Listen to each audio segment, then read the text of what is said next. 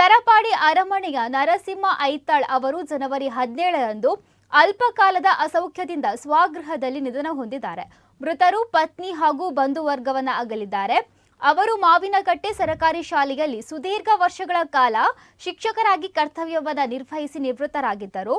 ಸರಪಾಡಿ ಶ್ರೀ ಶರಭೇಶ್ವರ ದೇವಸ್ಥಾನದ ಜೀರ್ಣೋದ್ಧಾರ ಸಮಿತಿ, ಜಾತ್ರೋತ್ಸವ ಸಮಿತಿಯ ಗೌರವ ಸಲಹೆಗಾರರಾಗಿ, ಬ್ರಹ್ಮಕಲಶ ಸಮಿತಿಯ ಉಪಾಧ್ಯಕ್ಷರಾಗಿ ಪ್ರತಿ ಕಾರ್ಯಗಳಲ್ಲಿಯೂ ಸಕ್ರಿಯವಾಗಿ ತೊಡಗಿಕೊಂಡಿದ್ದರು. ಜತೆಗೆ ಶ್ರೀ ವೆಂಕಟರಮಣ ದೇವಸ್ಥಾನ ಸೇರಿದಂತೆ ಗ್ರಾಮದ ಪ್ರತಿ ಧಾರ್ಮಿಕ ಕಾರ್ಯಕ್ರಮಗಳಲ್ಲಿ ಪಾಲ್ಗೊಂಡು ವಿಶೇಷ ಸಹಕಾರವನ್ನು ನೀಡುತ್ತಿದ್ದರು.